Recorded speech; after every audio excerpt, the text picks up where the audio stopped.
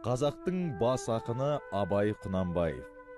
Онан асқан бұрынғы соңғы заманда қазақ баласында біз білетін ақын болған жоқ. Ахмет Байтұрсынов.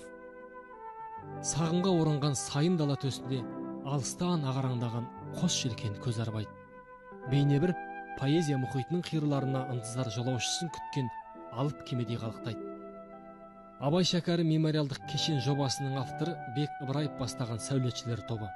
Айрықша сәулет сипатына ие данышпан ақынның ұлы ой мұраттарымен бірге халқымыздың 3000 жылдық өмір жолында өрілген жарық дүние жаратылысы, тіршілігі мен арман аңсары туралы түсінік нанымдары да негіз болғаны даусыз. Кешен авторлары ұшы-қиырсыз ұлан дала кеңістігін ұтымды пайдалана білген. Қос алып бейітінің басында бой көтерген зәулім мұнараның ортасында дөңгеленіп амфитеатр орналасқан. Ал оның айналасында әрбір бала әке-шешенің жаққан шырағы дегенді еске түсіріп, шырақтай жанған 10 терезе қойылған. Мемориалдық кешеннің бұрыш-бұрышындағы 4 құлақ мұсылман зиратының белгісі.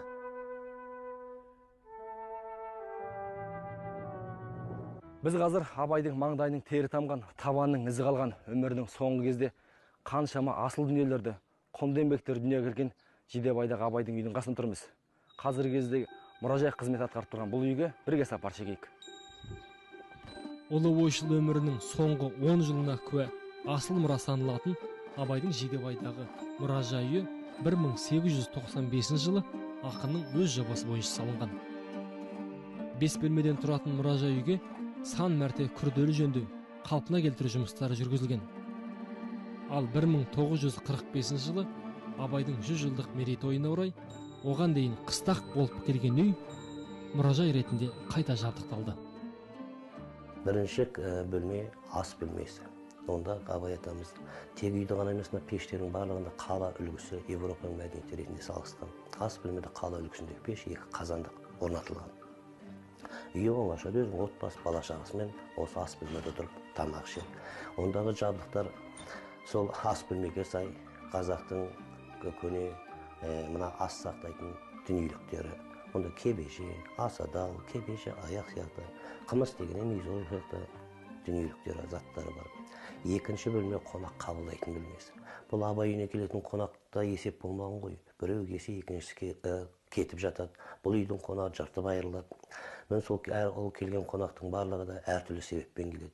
Біреу Абай атамыздың билігіне жүгіне келеді. Біреу Абай атамыздан ақыл кеңес сұрай келеді. Енді біреу Абай атамыздың өнеріне тәнті болып, сол Абай мектебінен нәр алсам, Абай мектебінен рухани азық алсам деп келеді.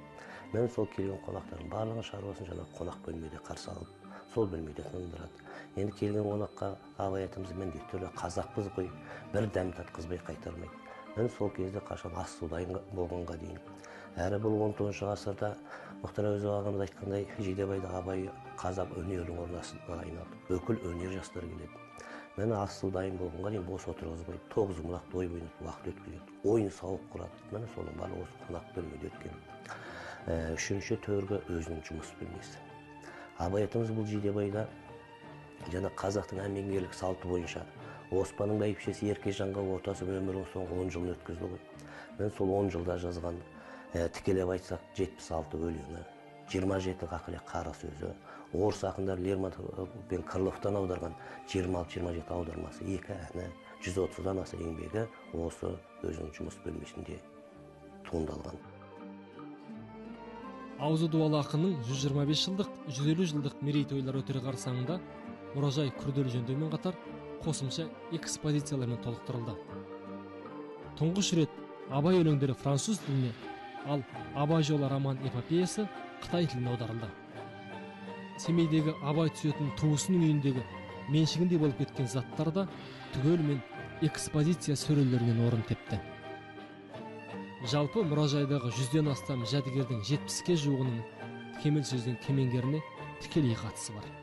Бұл мұражайда маған ең құнды біреу сұраса, ойдан бастан Абай атаның аузына таққан тісі дер едім. Себебі, онда Абай атамыздың аузының нәрі, сөзінің дәмі қалған құнды дүние ғой. Бұларды мынау құнды, мынау асыл, мынау құнсыз деуге болмайды. Бәрі де бірдей. Бәрі де Абайдың тұтынған заттары. абайдың иісі сынған, абайдың қолтаңбасы қалған асыл қазына мұралар. Қорық мұражайдағы жәдігерлердің құндылығында шек жоқ. Сол құнды дүниелердің бірі деп абайдың өз қолымен тұрғызған контрамарка пеші мен голланд пешін айтуға болады. Абай атамыз осы үй пеш салғызу арқылы осы Шыңғыс еліне, осы өңірге Европаның үй салу, пеш салу сәулет өнерлерін әкелген. Бұл жерде мен айтпағым, абай жалғыз ғана поэзияның адамы болып, тек қалам ғана ұстаған жоқ. Абай атамыз жан-жақты болды. Бүкіл ғылым саласына да құлаш ұрды. Оның бірі жаңағы осы құрылыс архитектуры. Ол білмеден де тағы бір құнды 1890 жылы Абай атамызға Батыс Сібір генерал-губернаторы Барон Тобенің сыйлаған 3 ауызды мылтығы бар. Әрине ол патша үкіметі кезінде жай адам емес, соны Батыс Сібір генерал-губернаторынан сыйлық алу, ол тек Абай атамыз бүкіл қазақ үшін үлкен бір мәртебе, абырой. Бөлмелердің бірінде Абайдың сүйікті жары Әйгерім анаға сыйлаған күміспен көптелген ер тұрманы қойылған. Ал Ұлжан анадан қалған жауһар жәдігердің бірі жез леген жез құмған. Абайдың кіндігінен өрбіген ұрпақтың барлығы дерлік осы легендегі суға шомылып өскен. 5-ші төргі бөлмеде Абайдың әмеңгерлік салтпен отасқан жары Еркежан ананың тұтынған дүниелері тұр. Тұтулы түскиіз, төселі текемет, құрулы шымылдық сынды бүгінде танабы тарылып бара жатқан бұйымдарды көргенде тап бір Абай заманына қайта оралғандай күй кешесіз. Бұлар ұлттың дәстүрін танытумен бірге қазақ мәдениеті мен өнерінің тереңнен тартылған тамырының айғағы да.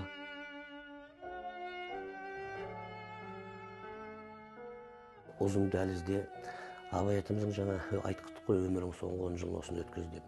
Міне Абай атамыздың қадымды да, қарулы да, жаңағы еңбекті көп өндірген сол өмірің соңғы 10 жылы ғой. Міне сол жылдары жазған өлеңдерінен үзінділер қойылған.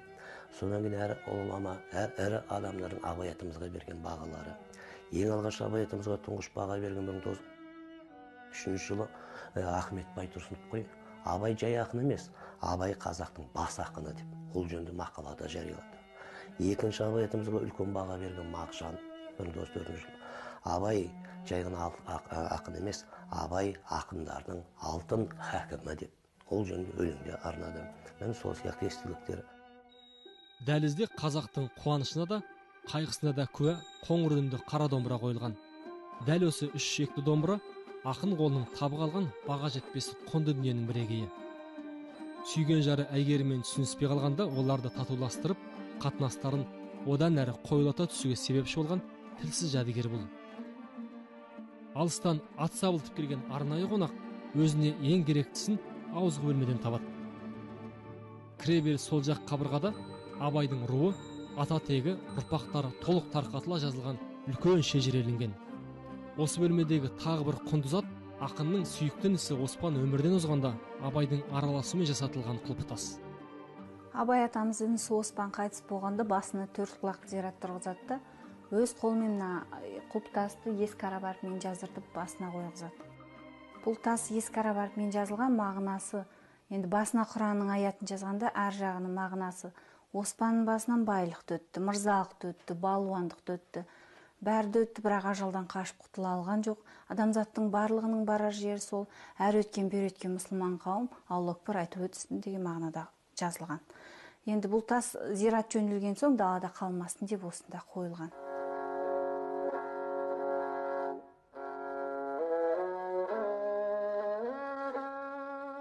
Қорық мұражайдың ең соңғы бөлмесінде тошала бар.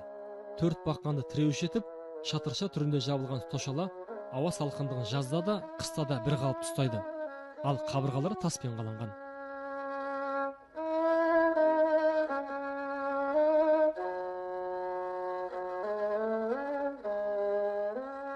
Осы бөлме Абай атамыздың тошаласы. Енді тошала деген бөлме неменеге керек десеңіз, кәдімгі ас бөлмесі. Мынау 4 бақан, адал бақан деп аталады да.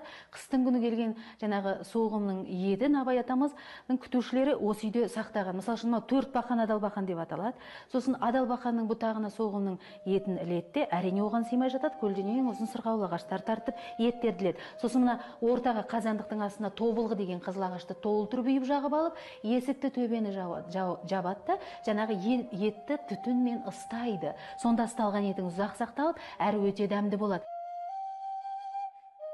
мұражай үйдің ауласында Абайдың Семейге қатынаған тарантас арбасы тұр.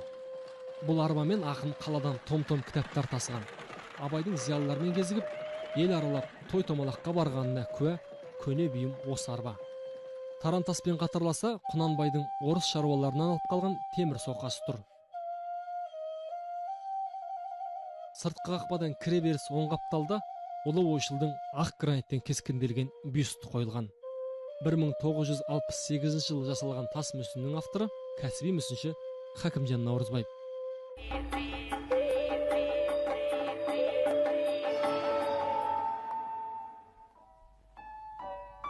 Қорық мұражайдан қысы-жазы кісі аяғы үзілген емес. Қызметкерлердің айтуынша 1995 жылға дейін мұражайға келушілер қарасы сиректеу еді. Ол кезде кесене де жоқ, мұражайда жұпыны. Сыры терең, сыны биік тұлғаның 150 жылдық тойынан кейін Абай құнарынан қуаттанушылар қатары тіптен молайған. Бұл мұражай ұжымының шығармашылық жауапкершілік жүгінде салмақтандыра түсті. Өз ісіне құлшына берілген қызметкерлер сағаттап сөйлеуге де дағдыланды. Осындай қалың нөпір арасында ақынның тау тұлғасын танытып жүрген зергер жазушылар да ұшырасады. Бір нәрсе жетіспей тұр екен, Әлихан Бөкейхановтың суреті. Абай танудың негізін салған Абайды зерттеуші Мұхтар Әуезов, бірақ Абайды алғаш танытқан қазаққа Әлихан Бөкейханов болатын.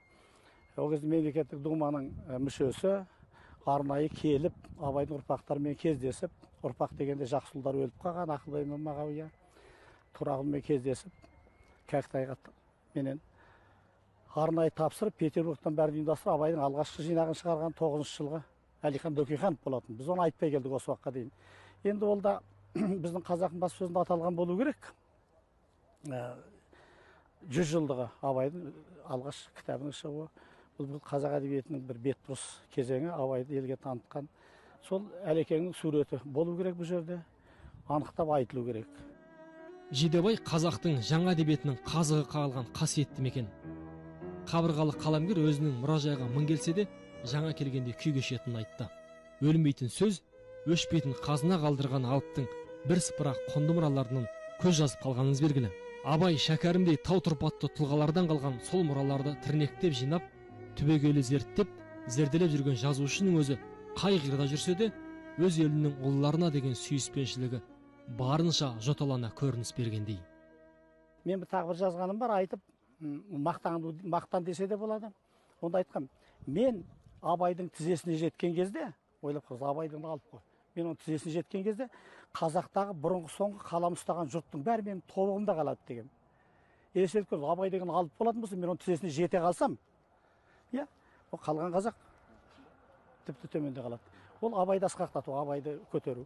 Абайды біз ұқтық, түсіндік, таныдық деп айта алмаймыз. Абай танудың басы ғана бұл. Абай қоныс еткен Жидебай қыстағы осы. Бұл ұлы поэзияның рухани ошағы һәм қазақ өнерінің алтын ордасы. Жидебайдағы мемориалдық үй жалпы аумағы 6400 гектар жерді қамтитын Абай қорық мұражайындағы 16 тарих ескерткіштің бірі. Бүгінгі хабарда біз соның біріне ғана тоқталдық. Айтпағымыз, халықаралық туризмге ден қойған елдің рухани мәдени бойтұмары Абай қорық мұражайының құны келешекте еселене түспек.